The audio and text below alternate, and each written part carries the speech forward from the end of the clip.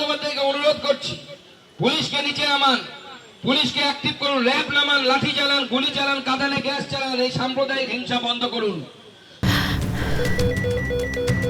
ক্যান্সারে নেই আর ভয়, NCRI হবে এর জয়। আপনাদের ভরসা নেতাজি সুভাষচন্দ্র বোস ক্যান্সার হসপিটাল। যদি বন্ধ করতে না পারেন তাহলে গদি ছেড়ে দিন। আমরা রাষ্ট্রপতি শাসনের জন্য আমরা সরকারের কাছে, কেন্দ্র সরকারের কাছে আবেদন জানাবো, আপনি গদি ছেড়ে নেমে যান, কেন্দ্র সরকার সামলাবে, রাষ্ট্রপতি শাসন দিয়ে আমরা মুর্শিদাবাদ সামলাবো। বিজেপির উস্কানিতে কিছু মির্জাফর এমন অশান্তি ছড়াচ্ছে, কি বলেছেন ফিরহাদ হাকিম?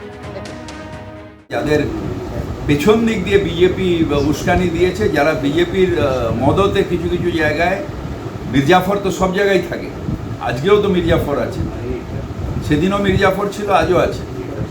তো যারা মির্জাফর তারা এটা করে বিজেপির হাত শক্ত করার চেষ্টা করছে। যেহেতু এটা সাম্প্রদায়িক সম্প্রীতির মাটি, এখানে ধড়াম করে পুলিশ কারোর উপর গুলি চালায় না, বুলডোজার রাজ হয় না, তাই এখানে লাফালাফি বেশি এবং বিজেপির উস্কানিতেই লাফালাফি হচ্ছে। যারা মির্জাফর তখনও ছিল, এখনও আছে, যারা উস্কানি দিচ্ছেন, যারা এসব উস্কানি করছেন, তারা বিজেপির হাত শক্ত করছেন। সত্যিকারের প্রোটেস্ট করা উচিত হচ্ছে, যান যেখানে বুলডোজার দিয়ে মুসলিম সম্পত্তি ভেঙে দেওয়া হচ্ছে যোগীর রাজ্যে, যান সেখানে দেখি প্রোটেস্ট কিরমভাবে হয়। সংশোধিত ওয়াকফ আইনের প্রতিবাদে রণক্ষেত্র মুর্শিদাবাদের সুতি, ধুলিয়ান বিভিন্ন এলাকা যেভাবে অশান্ত হয়ে উঠেছে, আপনাদের সামনে রেখেছি একের পর এক ছবি। সুতি থানা সাজুরমোড় এলাকায় অবরোধ চলছিল, সেই সময় পুলিশের সঙ্গে বিক্ষোভকারীদের সংঘর্ষ বাধে। এই অশান্তি চলাকালীন গুলিবিদ্ধ হয় সপ্তম শ্রেণীর এক ছাত্র। আশঙ্কাজনক অবস্থায় তাকে কলকাতায় রেফার করা হয়েছে। ওই ছাত্রকে ভর্তি করা হয়েছে বাইপাসের ধারে একটি বেসরকারি হাসপাতালে।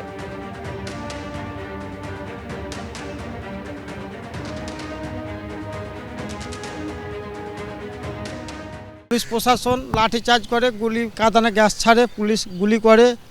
তাতেই আমার এই ভাইরা বেটাটা ওই ওর মাসির বাড়ি থেকে আসছিলো বাসুদেবপুর থেকে নিমতিতা পথে, এর মধ্যেই ওই গুলির মধ্যে পড়ে যায়। বুকে ডান দিকে গুলি লাগার পরে গুলি বেরিয়ে যায় পেছন দিক দিয়ে। এখন আমাদের ওই জঙ্গিপুর থেকে বহরমপুর থেকে আবার কলকাতা এখন নার্সিং আইসিইউতে ভর্তি আছে। কোনো বিক্ষোভে ছিল না, ও কোনো মাসির বাড়ি থেকে বেরিয়ে আসছিলো। ও তো ওয়াকফ বোর্ডের সঙ্গে কোনো রাজনীতি দল, আমরা কোনোদিন রাজনীতি দল করি না, ওয়াকফ বোর্ডের সঙ্গে কোনো আমরা জড়িত নাই। দু জায়গায় মেনলি মূলত আপনারা জানেন প্রবলেম হয়েছিল, সুজার মোড় যেটা আছে আমাদের সুতিতে, আর ডাক বাংলো মোড় আমাদের শমশেরগঞ্জে, ঠিক আছে।